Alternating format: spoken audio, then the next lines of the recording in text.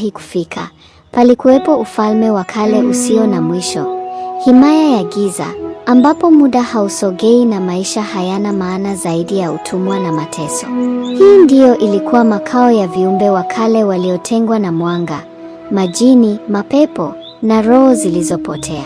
Katika kitovu cha himaya hii, ndani ya ukumbi mkubwa uliotengenezwa kwa mawe yanayotoa moshi, aliketi kiumbe mmoja wa kutisha kuliko wote.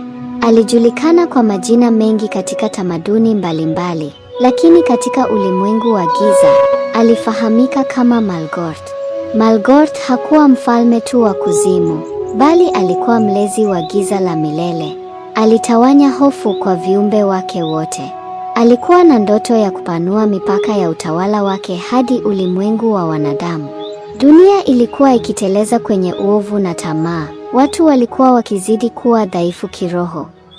Na Malgort aliona fursa ya kuchukua roho zao, si tu kwa ajili ya kuziadhibu, bali kwa ajili ya kuwabadilisha kuwa wapiganaji wa giza.